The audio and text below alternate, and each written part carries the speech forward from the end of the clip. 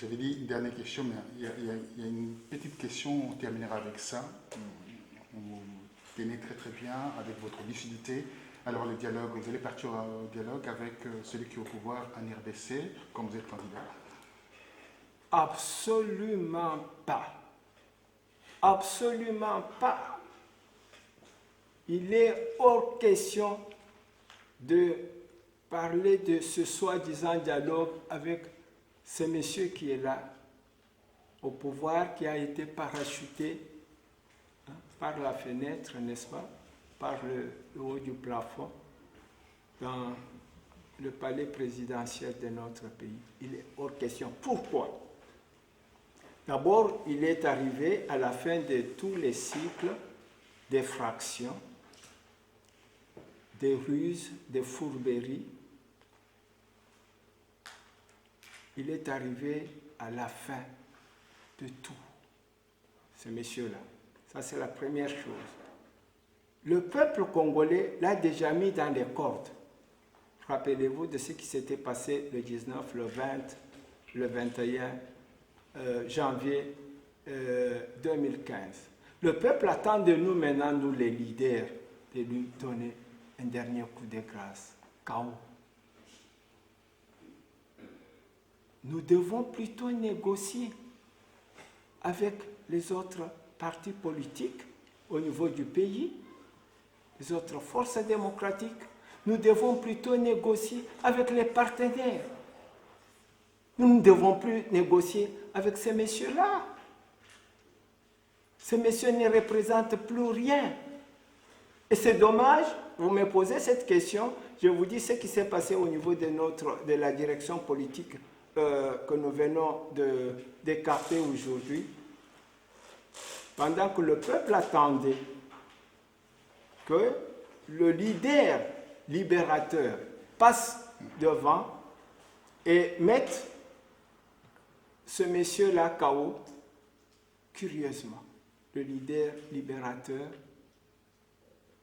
a amené des bonbons d'oxygène, des béquilles, pour le monsieur qui était déjà dans les cordes, et l'a rappelé même au centre du ring, et lui a donné même encore des cartes à distribuer. Ça, c'est incroyable. Ça, c'est une facette de la réponse. Maintenant, je vais vous donner une réponse qui revient des raisons sur le plan mondial. Je pense que vous connaissez bien ce qui est arrivé avec les accords de Munich,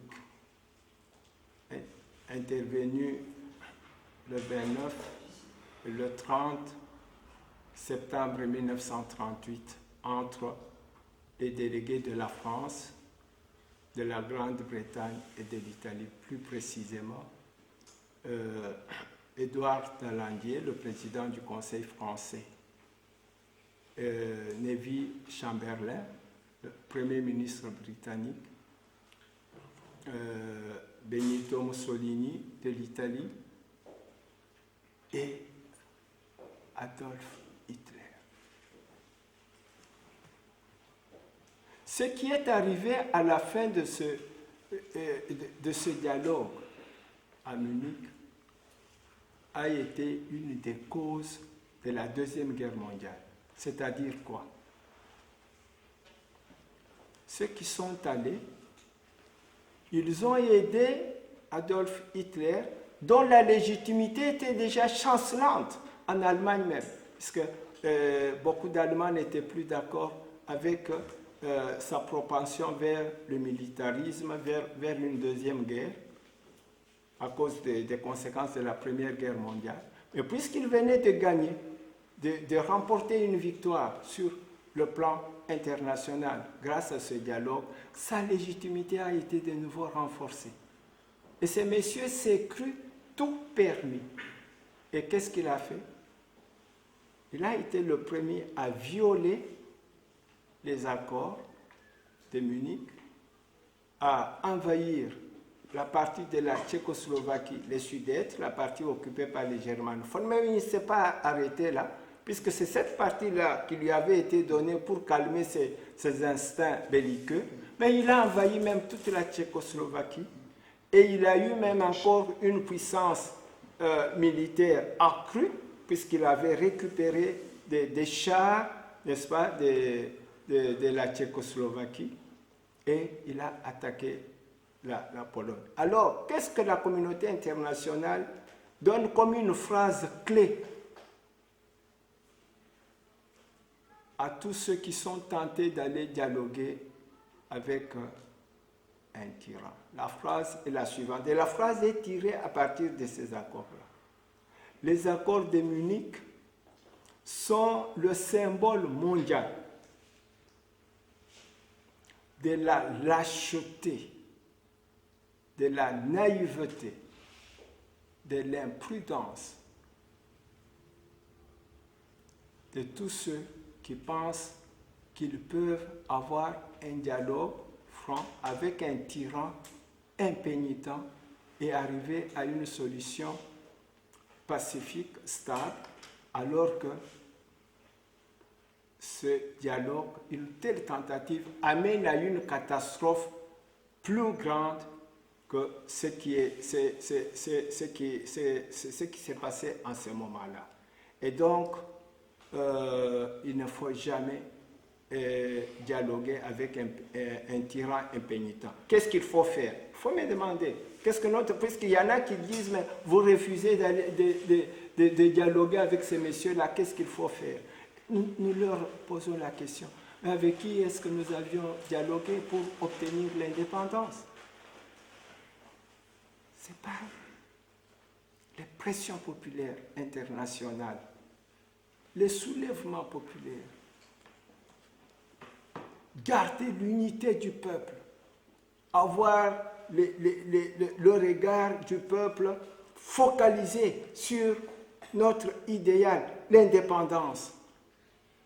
Et la Belgique, la classe politique belge, qui n'avait jamais ni voulu, ni préparé, ni prévu à longue ou à bref échéance l'indépendance du Congo, la classe politique belge a cédé à des pressions populaires, commencées depuis des campagnes sanglantes du caoutchouc rouge et de Côte d'Ivoire, tout le travail de Simon Kimbangu, tout le travail de Patrice Emery Lumumba, de Labako, etc., des intellectuels venus ici en Belgique en 1958 à l'exposition, etc.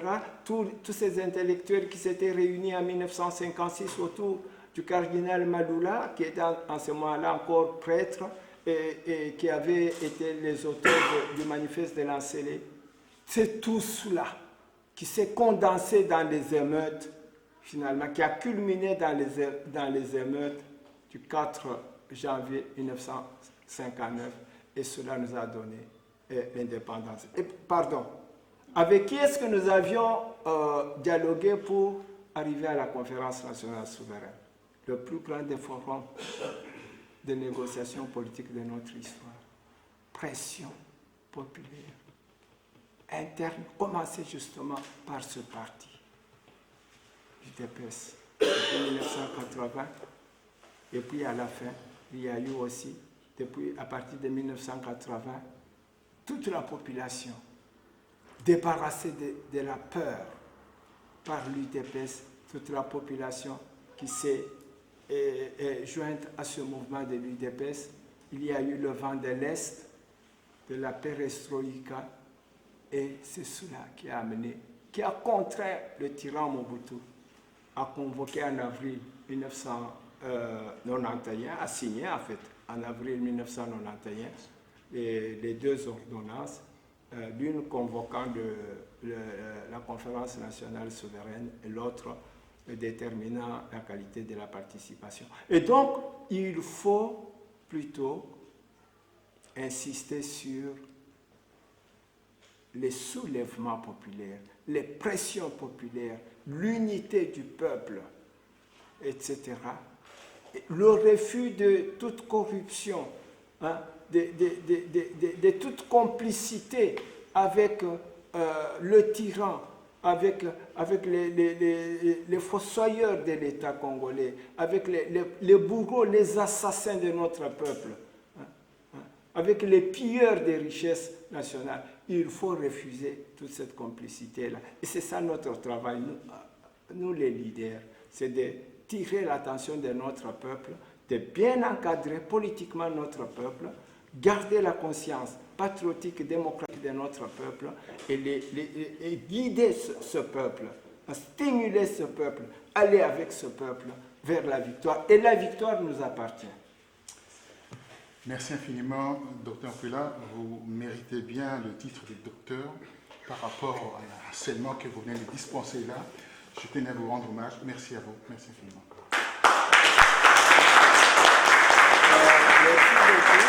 Merci beaucoup, Monsieur Roger Bongos.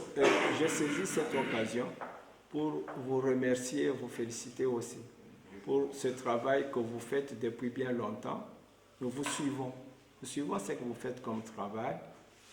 Et ce travail, en fait, qui a finalement répondu aux vœux de Patrice Emery Lumumba, qui disait il faut qu'à un moment donné, les Congolais eux-mêmes s'approprient leur histoire, qu'ils écrivent leur histoire. Dans le temps, c'était toujours les étrangers qui parlaient, qui s'occupaient des médias pour parler des Congolais. Mais vous êtes l'un de ceux qui, grâce à votre travail, à votre engagement, vous occupez des médias, de la mobilisation, de l'éveil de la conscience patriotique et démocratique, de la circulation de l'information au niveau, n'est-ce pas, national et international.